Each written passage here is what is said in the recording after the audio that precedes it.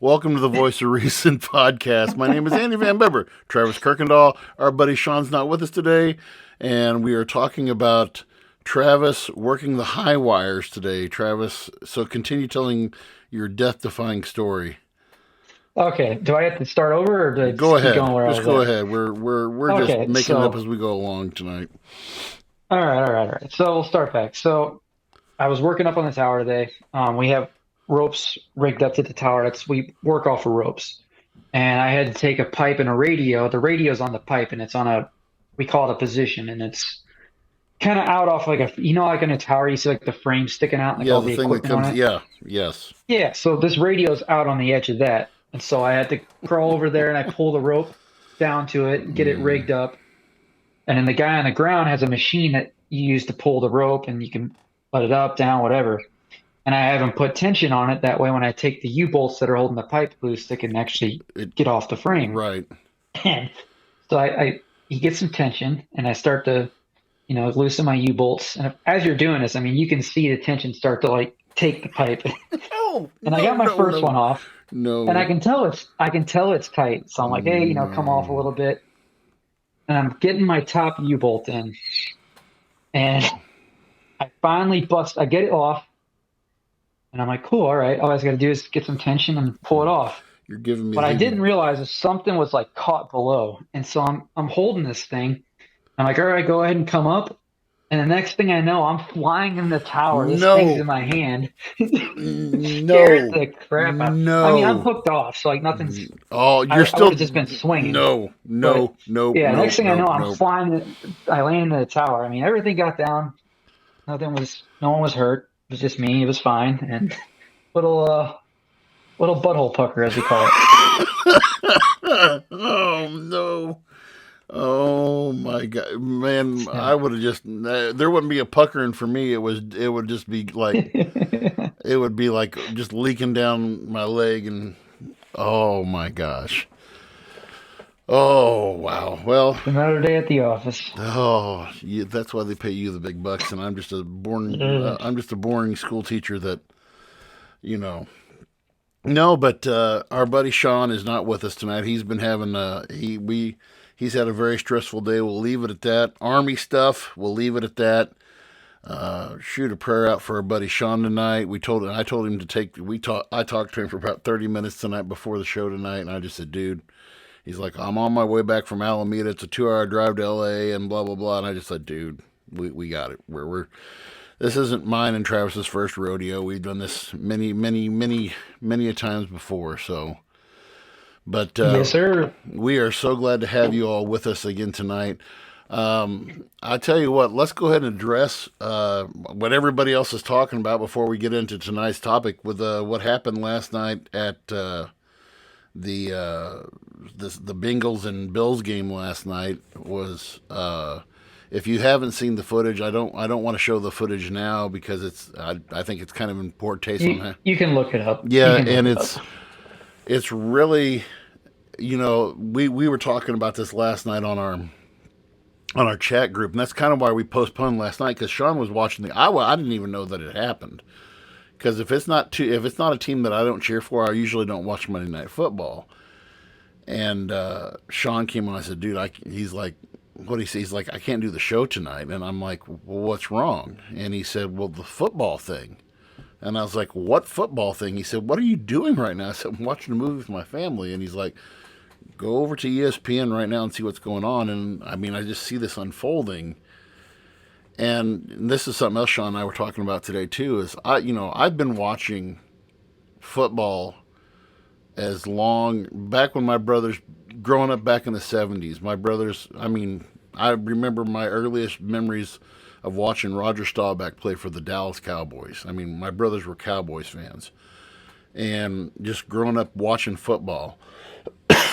And I've seen hits where guys have become partially paralyzed or paralyzed from the neck down. Mike Utley from Detroit Lions, Dennis Bird from the New York Jets were two that stood out to me that I remembered.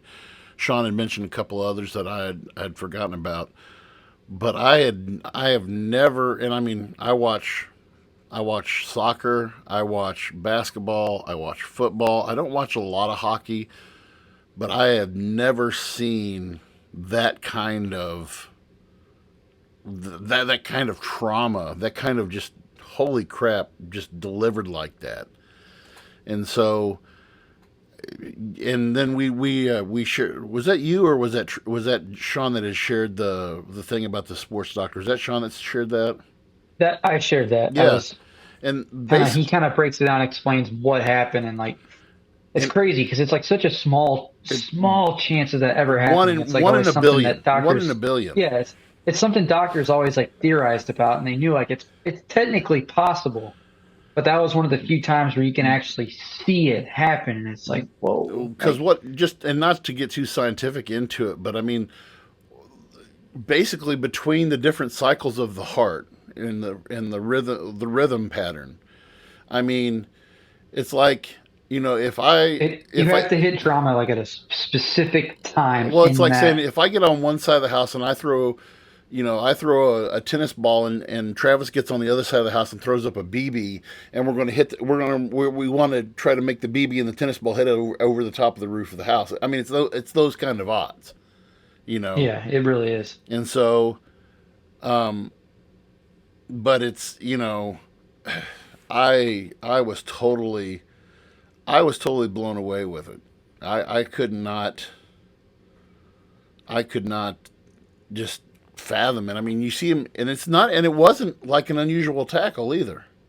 I mean, the guy comes No, it in, wasn't and so this Hamlin, he goes in, he makes his tackle, and T. Higgins, he kind of lowers his head. He's getting ready for the impact. It wasn't like he was leading with his head. He just he's getting ready for the impact, and he hits him just right there, that spot on the chest, and and then the guy stands up, and then the way he fell over just totally.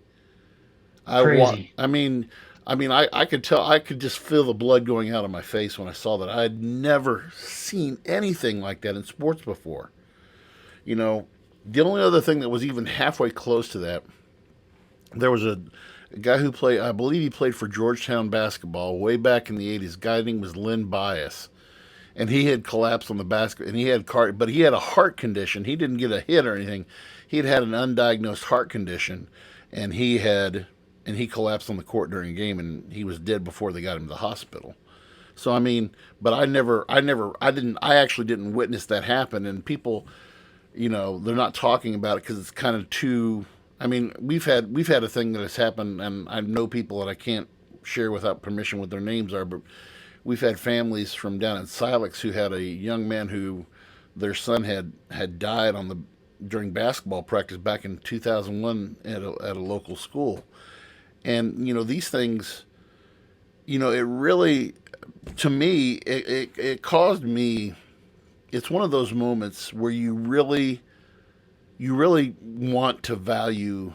You need to. It really shows you what the value of life is. It's because you're not guaranteed anything. You talk about your No, job up there. I mean, that to me, see, that's why, in all seriousness, that's why I could not do your job, because knowing that, okay, I'm going to go up and I'm going to climb this tower. I mean, you just do it every day. Say I go up, I come down, I'm safe. I know all my riggings and everything up here, but I go up, I come down, and you don't. I mean, how do you approach that every day? I mean, I don't want to be over dramatic, but you literally are staring death in the face every day when you go up and down on these towers, right? I mean, I don't. It's hard for me to look at it that way because I don't really see it that way. But I, my I guess my experience is different from most just because I've been. I mean, I was in when I was in the army. I was in the airborne. I would jump out of airplanes, and I mean that taking that kind of risk for me, I wouldn't say it's natural, but it's not out of question. And the towers thing, it was really no different. It's being in heights, which I mean, if you've ever stood in an airplane at 1,000 feet and looking at the sky, the ground below you, I mean, it's all the same, really. I mean, after 30, this is a saying I've heard before, and I don't know if it's true or not, but they always say after 33 or 35 feet, it's all the same. But after like Yeah, 30 feet, it's you're gonna have it's the pretty same. much. Yeah, So I don't know. I don't think it's. I mean, there's an acceptance of, hey, this could happen. But you have to make peace with that, I guess. You have well, to make peace with the fact that something could happen, but you have to also realize that you're not going to let that happen, and you're going to. But that's a totally different situation as opposed to like, well, I guess no, it's not because football players take the risks too. I mean, you look at the history, like you said, of like injuries and stuff like that. They go on the field knowing that they're taking a risk for their life. I mean, look at fighters. right. Look at like UFC fighters and UFC boxers. fighters, Death in exactly. boxing. Well, It's and WWE wrestling when the what was it? That was back. Jeez. Oh yeah, that one dude had a Who was heart that? attack, It right? was no. The guy. It was in Kansas City. Oh, his Bret Hart's brother. Um, Hmm. if Sean was on here, he'd know what his This is a name. Sean question. Kevin. Yeah. I think it's Kevin Hart. I think was his name. Not Kevin Hart. That's the. But anyway, he did this. He did this thing where they're lowering him down from the rafters, and they've got him in this harness, and they're lowering, and the harness snaps, and he falls, and he's like bounces off the ring. You Oh know, yeah. and I mean, but with football, I was listening to a commentator today, the former NFL player. I didn't recognize him, but he said I keep, and he does a daily podcast, and he said I was telling my listeners this morning. He said I keep my football helmet up on my display case, and he got it down, and he read it, and he said, football can cause sudden death, and he said that warning's on the back of these helmets, and I just, to me, that kind of, I I don't consider myself a risk taker. I'm not the guy to do the riskiest thing I ever did in my life was when I was on my honeymoon. We were in Jamaica and we did this trail ride. Janine and I did this trail ride on four wheelers. And at the end of the trail, we come to this cliff. It's a sheer cliff, 60 feet down. And they told us to wear. They said we're going to swim at the end, and so wear a swimsuit, and so we're all wearing our swimsuits and everything, and we're at the cliff, and the tour guide said, "Anybody want to jump?" And I said, "Sure." Now, granted, that would not have happened anywhere in the United States, but I'm in Jamaica, You got to and do it.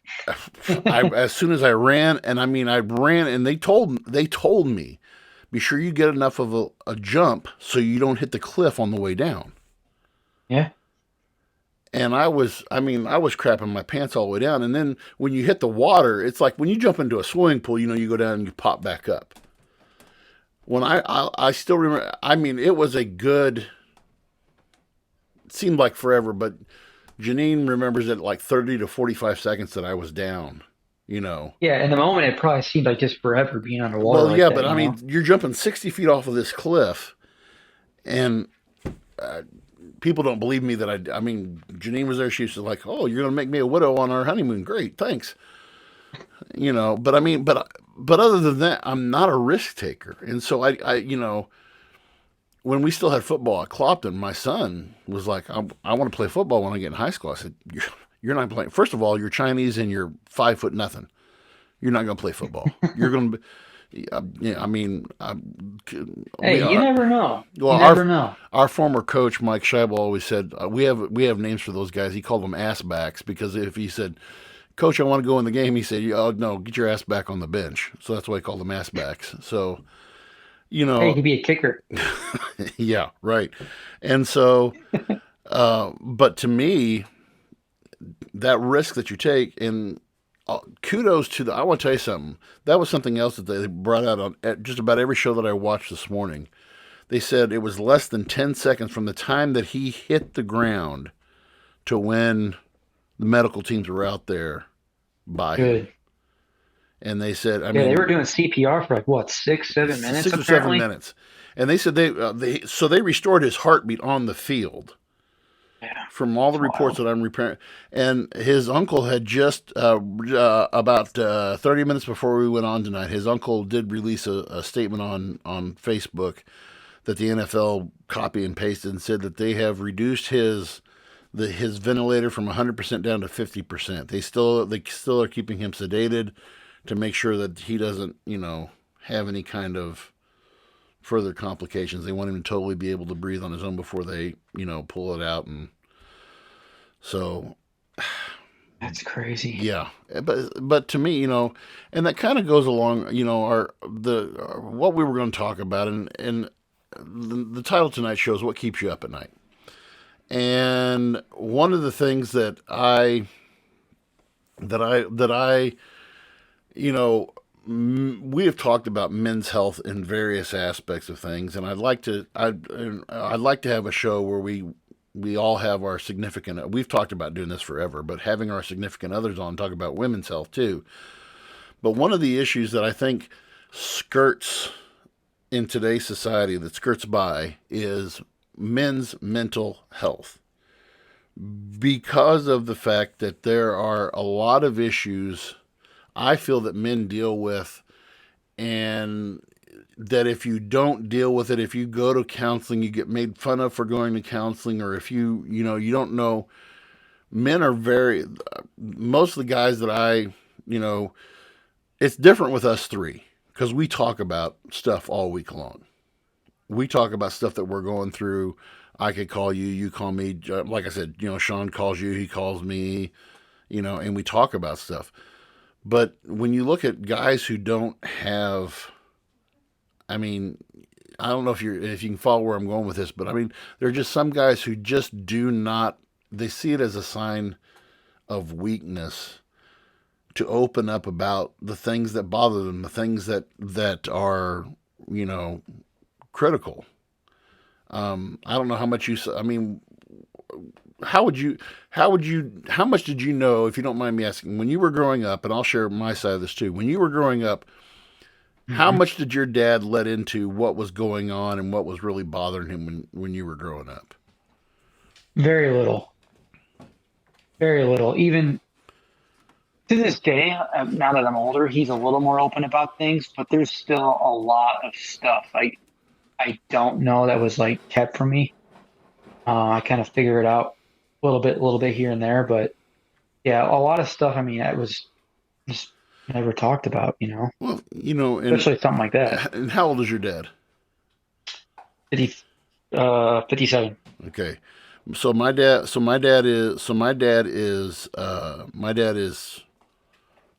dad's going to be 89 this year. So my dad was a Great Depression guy. Okay, he was born 1934, right in the heart of the Great Depression, before World War II even started. And my grandfather passed when my dad was 16.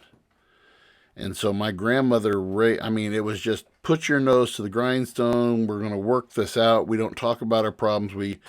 And we're going to kind of address this issue. We're not really going to get into this tonight, but a thing that we're looking at for a future show, if you haven't heard, our good friend Andrew, oh Andrew Tate. Andrew Tate. He's just an example of that topic. But yeah, Yeah, but I mean, you have the exact opposite we extreme. want And to we want to get into the topic of toxic masculinity in the future, and and yeah, and we're going to get into that. I want to get into that. We want to have Sean on board for that when we talk about that next week.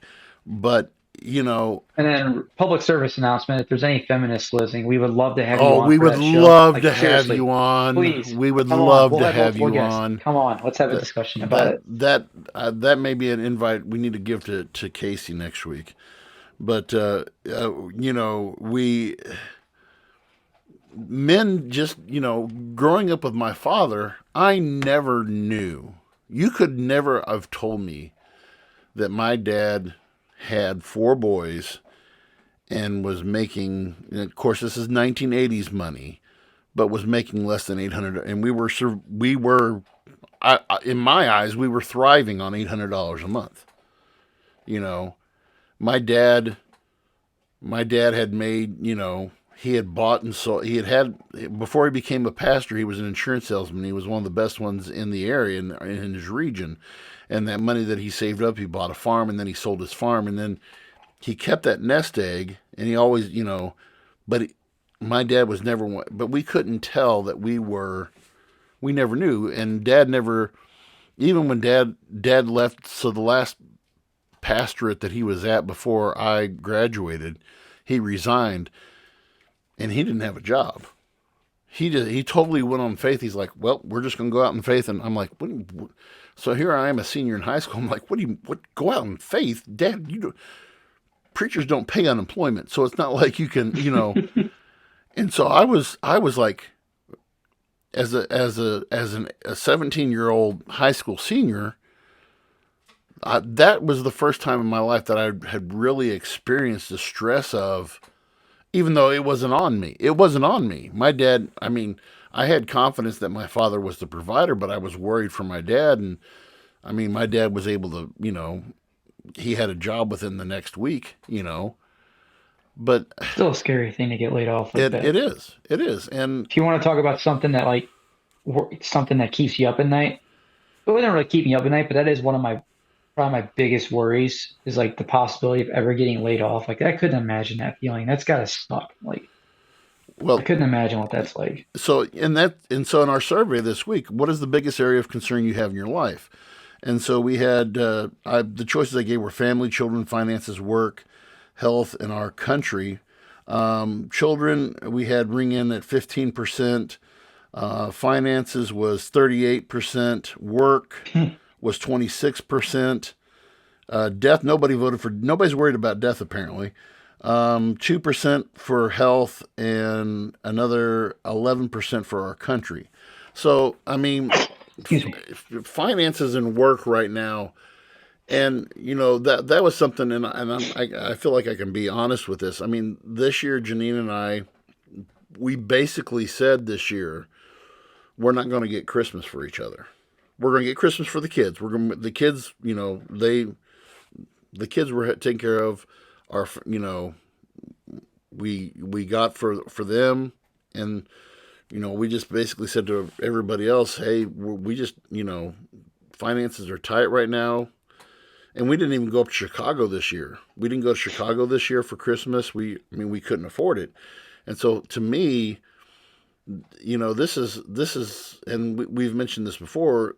This is the first time as an adult that I have truly faced a recession as a family. Now, when we had when the .com crash happened back in 2008, I was a single guy living in out on Hobart Road in Eolia by I thought that was myself. 2000. Or the yeah, 2000 2002, because that was my first year at Clopton, Okay. and I'm paying $200 a month to Miss Kathy for to rent her farmhouse. I have an old beat up I have a beat up pickup truck. I don't know if you remember some of my old pickup trucks that I had, but I had beat up pickup trucks that were just, I remember the Green Sierra. yeah, you know, $800 $900 trucks that I would go through. And so I never, the only thing I had to buy was groceries, and pay for my satellite bill. That was it. As a single guy, it was no problem. But this is the first time that I've had to really, and sit down. And what really bothers me is when you look at times like this, because you have a lot of guys who think that, man, I'm a failure if I can't, if I have to reach out to somebody, I'm a failure. Or if I have to talk to somebody about this, I'm a failure. And men are supposed to, there's this whole thing, and I want to get your feedback on this too, Travis. I mean, men, I think a lot of men have this whole thing that I have to be the breadwinner. The I have to be the one who brings home the bacon. I mean, do you feel that that's something that still is still carried out today, or is that in your mind, is that changed? I think it's still felt. I mean, it's one of those things that's not said. You just kind of feel like it's a thing, especially if we're talking like the mental health thing and like seeking help. I mean, no one's ever told me, hey, if you go to counseling, it's weakness, but it's weird. It's one of those things you feel like you're like, oh, I don't need counseling. I don't need that, even though maybe you do. It's yeah, it's a strange thing, but I will say I think it's changing. I do think. I mean, you're seeing more women as the providers now in some But cases. I always tell people, A friend of her, my father-in-law, he actually is the stay-at-home parent. yeah, The husband is. It's so I don't see it as a sign of weakness, and I think the mindset thing is people are stuck in that. I think we're still stuck in that mindset of like your boomers and in like the ones before that, like the greatest generation ever, hmm like the World War II generation. hmm I think we're still seeing the effects of that generation, if you know what I'm trying to say, like with well, I how definitely do. people think now. But And then think about Hollywood too. You see it in Hollywood, you see it all the time in songs, your media, all this stuff. You're exposed to it, so that's why you think that way. And I do think it's changing. I think when I see my dad, well, so when I see my dad now, and thank God for my brother. My brother is going to earn every crown of glory in heaven when he dies because he takes care of my father. And I think he's finally gotten dad to start to because my dad was a hoarder. And it wasn't a mental defect. It was because he grew up during the Depression. Everything had value. You didn't throw anything away. You kept it. And now he's finally got dad into, hey, because if you opened up a year ago, if you opened up my dad's garage door, there was no place to park a car in there because it was just filled front to back. And so my dad's fear was, and still is, I think, a little bit about, you know, what if we have another depression? I'll give you one better. So my dad and my stepmom, okay, he's 89, she's 87. They have at their house they have two chest freezers. Now, when I say a freezer, I am talking 8 foot long, 2 foot wide, and 3 foot deep. Okay, he's got two of those full to the brim with groceries. He's got a stand-up freezer in his foyer, full to the front with groceries. And his refrigerator is full to the front with groceries. And I'm like, Dad, he's like, well, you never know when we're gonna. I'm like, and so to me, you have the people who are carefree. You have the people who think that showing signs of weakness or showing signs of concern is weakness, and then you just got like my dad and these types who are the doomsday preppers who are, and you've seen these shows of these guys who, you know, well, I'm not going to Build be like caught. the shelters, the Yeah, nuclear fallout they get shelters like and stuff, and the containers and the container carriers and they bury them underground and they make. I watched one with this guy one time. that's kind of cool. Some of them are pretty Well, cool. some of them are pretty cool, but this one guy's like, "Yep, I'm gonna go out and test the durability of my house today." And he goes, I mean, he goes outside. He's got like a rifle, and he gets back like 100 yards from his house, and he fires rounds into his house just to make sure that it's Jesus. gonna. I'm just like, what are you? All That's right, that's you lost me there. That's a little yeah, much, that's but a little bit over more the edge. power to you, Yeah, but America. and it and how we deal with things. Though I think, and this is what I want to move into how we deal with this. Now, so we kind of touched on this a little bit already, but there is the one side of saying, okay, how do men deal with problems? Well, some guys just don't. And we see marriages that fall apart because men feel like they have to shoulder this burden by themselves and they don't look at their wives as okay, I need to communicate this with my wife. And I've been married twice. A lot of people don't know that about me, but I've been married twice. With my first wife, one of the main reasons why our marriage fell apart was we did not communicate at all. And with Janine and I mean, it's like before we came. I mean, I got home from work tonight about 4:30, and from 4:30 till I'd say I came down here about 8:30. I took me a little nap. I'd say from 4:30 to 7, Janine and I just sat on the couch and we just talk. We just, what, we you have to have guys have to decompress. I in my and I may be totally wrong, and we'll get in when we talk about with the whole toxic masculinity. And we can talk about Tucker Carlson sunbaking his nuts and everything. But I mean, but to me, you know, it's I don't.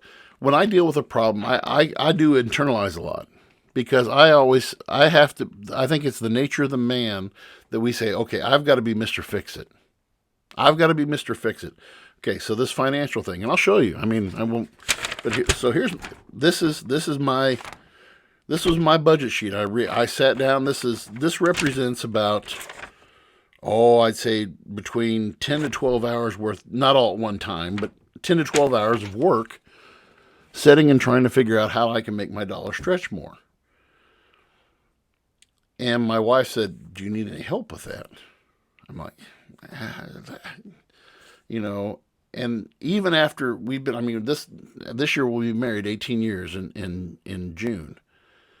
And still there's some areas that I'm like, well, this is my, You didn't feel right asking for help about it. right.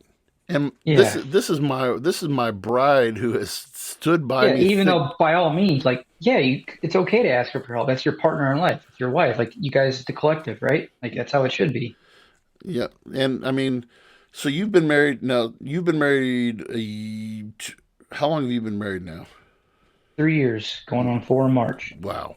Yeah, and you kept it from us for so long too, bastard. But Yeah. anyway, but I'm never going to let you live that down. But so what is your perspective that you've had since you're still in that new stage? How do you perceive, your role versus your wife's role, and how have you worked this? As far as like roles, I mean, it's not, we split things up pretty even if you're talking about just like responsibilities and, money and taking care of the dog, just all that kind of stuff. We split it pretty even. We don't really need to talk much about it. It's kind of, we're both responsible and don't want to, we want to make sure the other person's taken care of. It's not just, I'm not going to drop the ball on something and then make her have to pick everything up or do whatever. Hmm. It's never that. We don't even really discuss it. We just kind of do it. As far as like if there's issues or say if I'm like I'm going through something or whatever, it's typically if it's something that doesn't concern like us, like the relationship or like something with her or whatever, I usually do keep it to myself. And it's not that I don't trust her and it's not that I don't want to talk to her. It's just I just prefer it. I prefer to think through those things myself. Hmm. It's not that I'm ashamed to talk about No, it. yeah, I got you.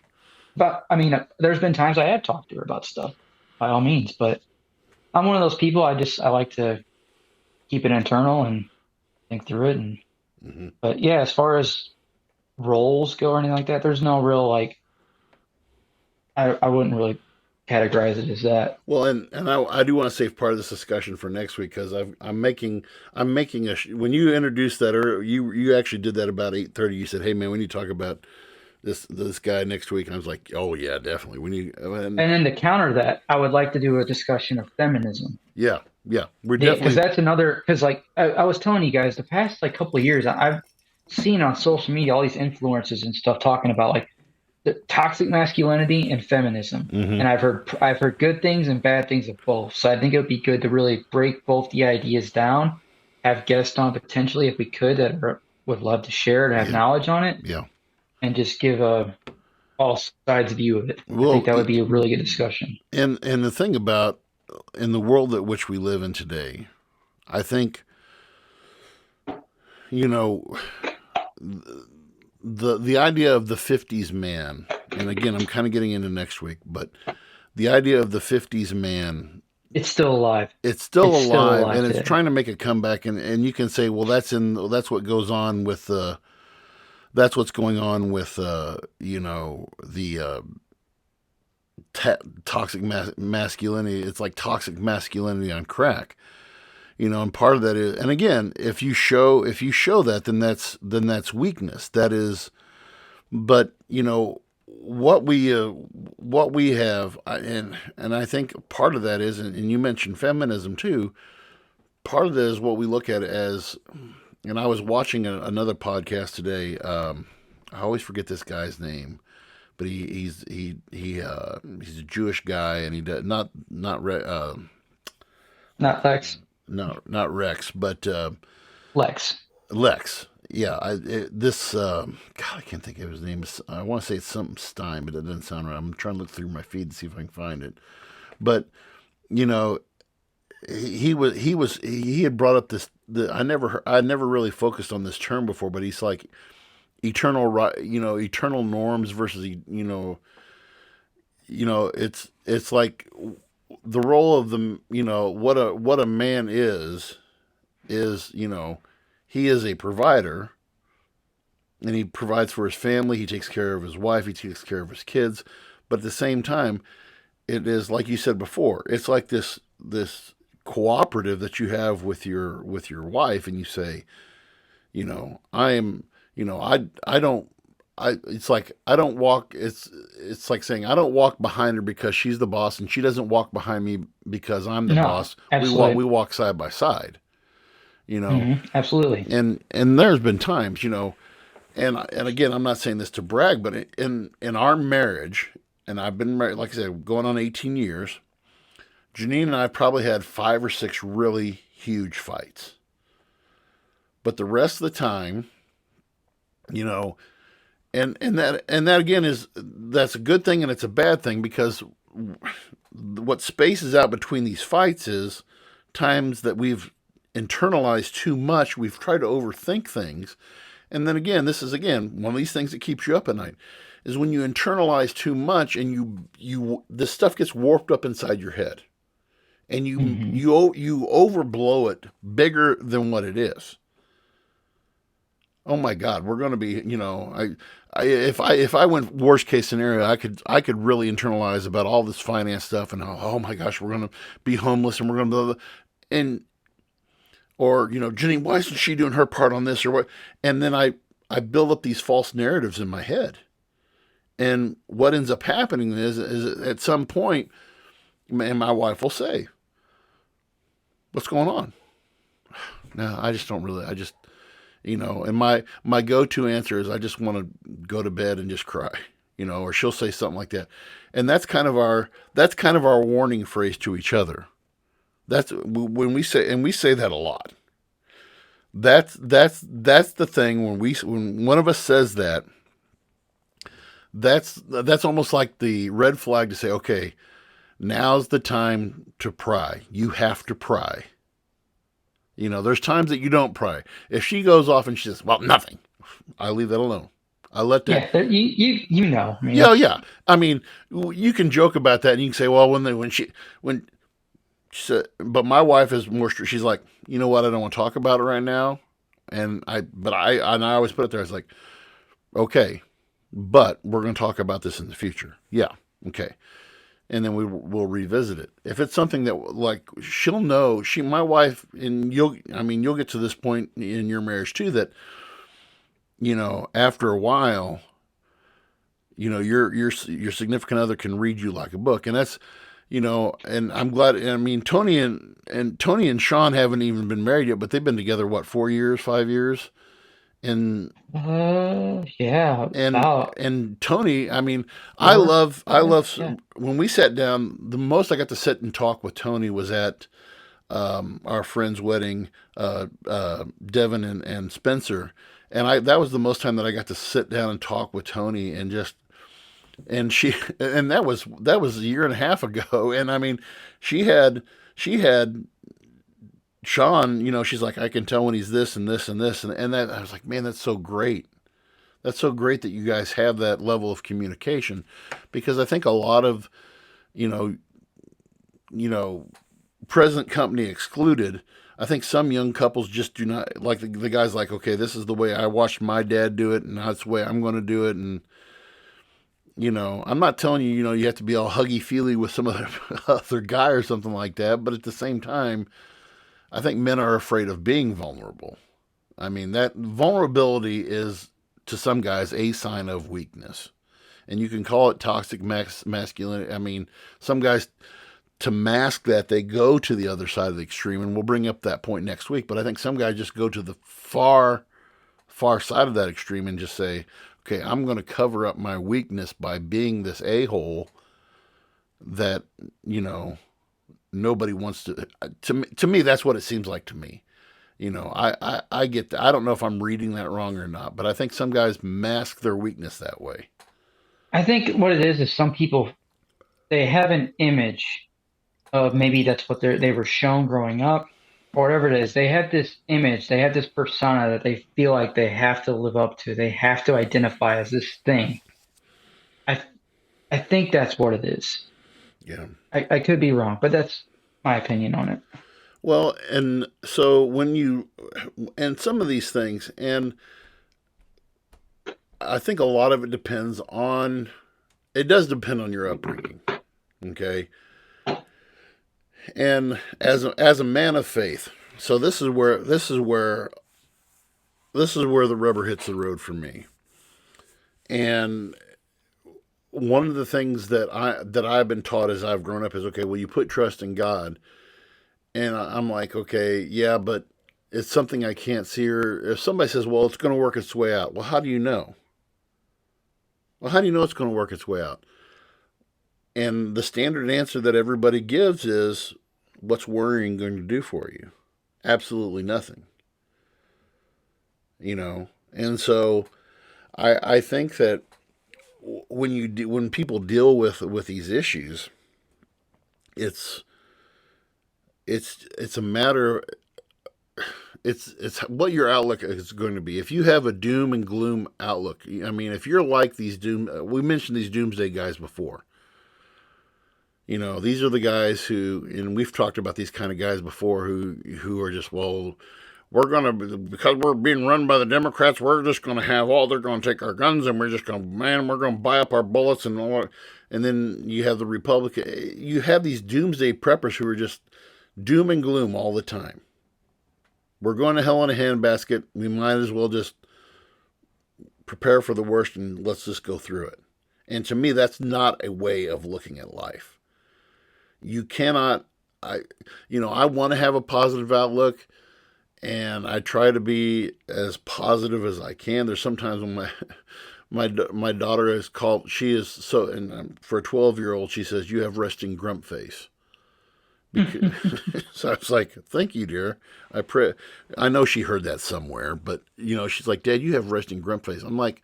She's like, are you mad? Are you upset? I'm like, no, honey, I'm fine. She said, well, why don't you ever smile? Because I say, well, I've always got a lot of things on my mind. She'll say, well, stop thinking about it. And it's really simple to hear a child say that, because, my kids aren't worried about that stuff, But sometimes it really is that. Like you said, the worrying's like it isn't going to get you anywhere. But no, well, I guess this could be a good place for us to stop for this evening. Are Anyway, you ready to move the Bowling Green yet?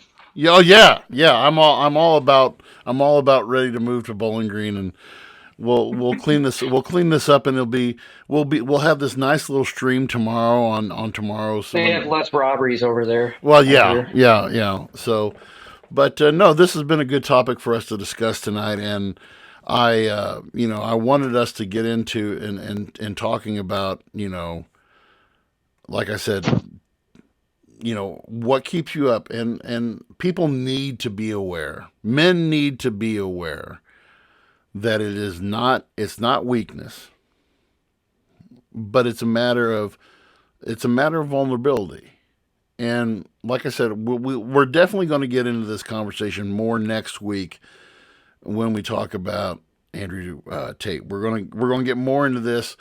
I hope to, if those of you who listen to us on Spotify this week, some of you who don't listen to us live, but you catch us on Spotify, definitely reach out to us. I'd love to have about 2 or 3 girls on, ladies on, just to kind of solidify this, because this, like I said, this is kind of the, I kind of envisioned this, and then the whole Andrew Tate thing just happened at the perfect time. It happened at the perfect time because I was like, oh my God. And then your comment tonight in our group chat, Travis, is like, okay, I'm like, oh, we're going to run with this because and I wanted to open up with, talking about men's mental health, and then moving forward and talking more about, you know, what that looks like when it goes overboard. So anyway, our best to our buddy Sean Phillips tonight. We hope that he has a better day. But we want to thank you all for joining us. Travis, is there anything else you want to say before my internet gives out again? No, thank you guys for listening. Thanks for commenting and participating in the poll if you did. Really appreciate Yep. that. Yep. Yeah, I was looking forward to the next conversation. Hopefully, we can get some good guests and stir some folks up. It should be a good conversation.